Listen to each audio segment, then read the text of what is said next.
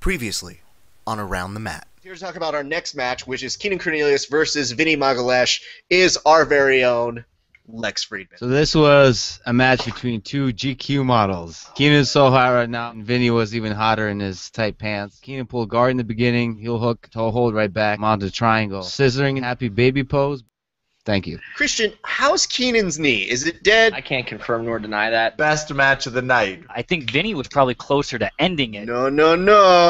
Not in this house. I do that all the time. Vinny has a even better chance of beating Keenan if they fought again. I want to watch that fight again. I would like to see this match in MMA. Wow, are you trying to start shit here, Paul Moran? Choose your destiny. Our next match is Saulo Ribeiro versus Rodrigo Medeiros, and let's go ahead and go with our recap as presented by Open Mat Radio's Paul Moran. Thank you, Raf. All right, so this was a match that I was personally excited to watch. I'm not sure about everybody else. I'm a fan of the old school. It was the only gi match of the night. I think that showed some excellent stand-up, especially for jiu-jitsu players that are used to watching modern-day jiu-jitsu that guys are just sitting or double guard pulling. So to see some stand-up, as boring as it is for some folks, those of us that enjoy judo or wrestling kind of got to see some of that on display. Again, huge shout-outs to Glover and Kenny for doing some good commentating throughout that. I love how Glover always shows respect to the old school guys, and I think that this match was an excellent way to put some of the old school jiu-jitsu on display. Saulo, if anyone's watched his game over the years, knows he's got a sick drop seoinage, which he definitely hit. Comprido played some excellent defensive judo, and he did get a takedown himself, but it was actually set up from kind of a Faria-style half guard, deep half, lapel half guard, whatever you want to call it. Both times off the takedowns initiated scrambles, which I thought were pretty exciting, and also showed that just because you can put someone on the mat doesn't mean that you're necessarily going to be in the top position or in the best position, because after that scramble, both guys kind of traded through different scrambles, I should say. The biggest question to me was kind of how these guys would go over 20 minutes. They did an excellent job. Again, Comprido, very dangerous from his closed guard. Would like to have seen him pull guard maybe quicker to get that going, because he did get a waiter sweep off there. And then Saulo did reach mount, which is where he tends to kill people and is his strongest position, and he couldn't finish from there. So Saulo, his X-choke from the mount is probably his signature thing. Comprido playing from the guard is his. Neither of them got to finish from their best spots, but I think it was a great way to show old school jiu-jitsu to a new crowd. Thank you very much, Paul. Let's go over to Christian. Christian, what was your take on the old school match? I mean, it was good, like exactly like I thought it was going to happen. It was more of a slower paced fight. It was nice to see both guys really into it. There's a lot of respect there, and you could see that it was intense in the beginning with the stare down and how they were all coming out. But I think it was really solid. It was really technical, and it was pure old school. It was nice to see the action, that when Comprido stood up and he had that grip from deep half, it was awesome. Like how he chopped him down, it was really good. And I would have liked to see a lot of the action happening sooner, especially at the end, how he took his back and everything like that from the closed guard. So it was nice. Other than that, I mean, I think it would have been nice if it was longer than 20 minutes, but I'm not sure how long it would have taken for a submission actually taking place. But it's definitely something that I would have liked to see go until the submission was definitely caught. Lex, you often refer to yourself as the ageist in this panel. Were you bored by this match? So once again, I did not watch this match because I am an ageist and I just tuned out. I went to get an ice cream and coffee. I don't even know what happened, because I have never in my life seen an exciting match of anybody over the age of 35, unless Dean Lister is involved. Thank you, Raph. I don't like. You're What's doing your so axe good. to grind with old people, Lex? And they're not even. That's not even old. That's entertaining your concept of old. Both guys under 40, I believe. No way. It's like Are they 37 really? and 39, or Saulo might be 40 now. Right. On a technicality, yes, a 40-year-old. Okay, that should not make any difference here nor there. Kevin, I'm going to ask you, what was your interpretation of this match? Maybe the match should have been 10 minutes. I say that to say it was slow. I think made slower by the fact that it had gone directly after, and when I say directly, I mean obviously 347 minutes after Gary Tonin and Kid Dale had fought, and that fight was like watching two wet squirrels try and get back up a tree. Like, just very fast, very quick.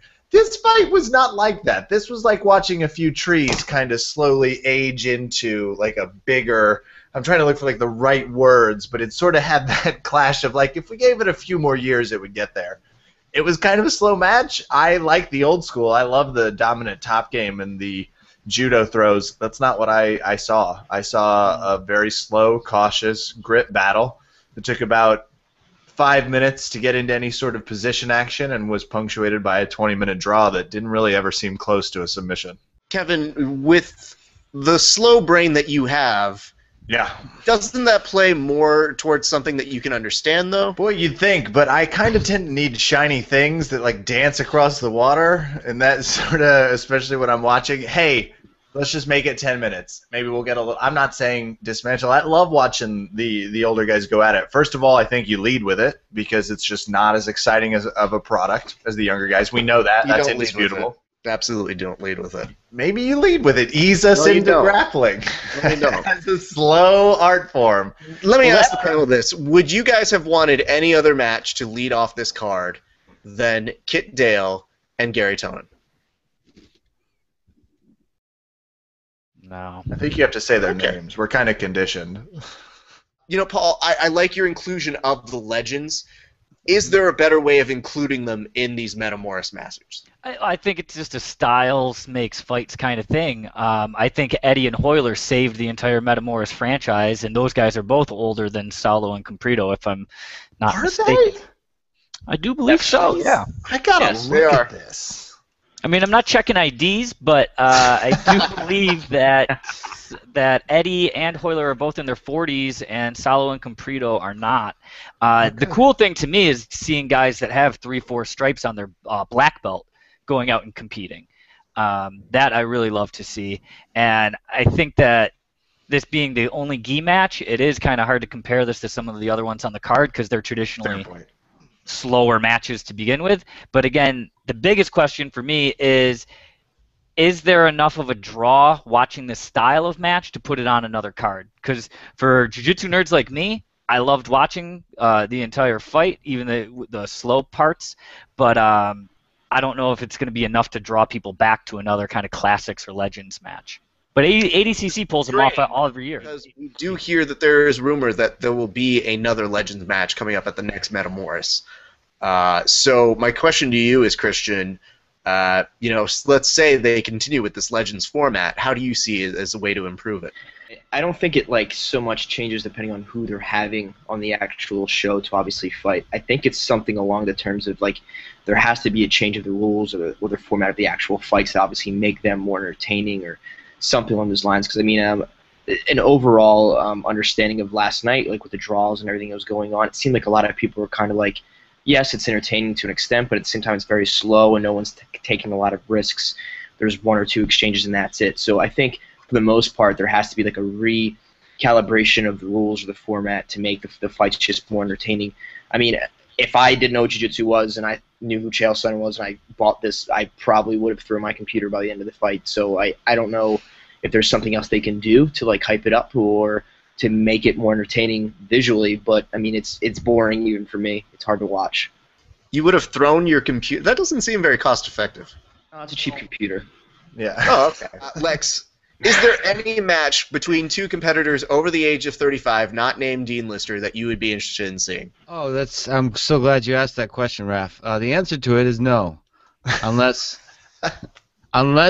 you know what I would love to see, a young guy go against an older guy. I would love that. I would love like a Saulo go against Kit Dale, for example. Like, oh no, okay, that's a mismatch. But some kind of like a 20-year-old versus a 30-year-old, like 25-year-old versus a 38-year-old, that kind of match. That'd be sort of old school versus new school. Paul, I think a lot of people are overlooking one thing that was really excited when Saulo did get to mount position. Would you say that was maybe one of the biggest highlights of there, or was there another highlight that really spoke to you? I think Comprido playing his guard, getting to that waiter sweep, was awesome. Again, watching Saulo, fight for his X choke or Helio Gracie choke, as he calls it, exciting. Yep. I think it's just because those are the marquee things that you know from those guys. Comprido's great guard, Saulo's great drop Sevenagi, his great X choke. I do have a way to fix things though, if you're interested in hearing. Yes. Yes. All right, so this is my idea that, Halleck, please feel free to use this. I'd love to see a separate timeline of a maybe Halleck's backpack or his wallet and a submission bonus that decreases with time. So if you get the submission in the first minute, you're going to earn more money, and then if you land it in the last, you're not going to make as much. But put a $10,000 like submission bonus in there on time, and I guarantee you get guys trying to rip each other apart instead of playing the slow, cautious game that old school jiu-jitsu is kind of known for. That's a great idea. Make it more like Double Dare, right? Anytime you can make things more like Double Dare, I think you're going to be fit for TV. Kev, was there any part of this match that you got excited about? Absolutely. Hard not to get excited when you see Saulo, first of all, mount someone, but also do some pretty good drop C unite. I mean, yeah, that part was fun. It was, of course, fun to watch these guys. And as Paul noted, only gi match. My jiu-jitsu nerdiness usually needs between 1 to 3 gi matches to really feel complete. I'll be right back. So, Can I take a break like Kevin and take a piss? yeah, go take a piss. It's fine. We're live, people. What is going on here? That's a good question. These Amateurs. people with the weak bladders.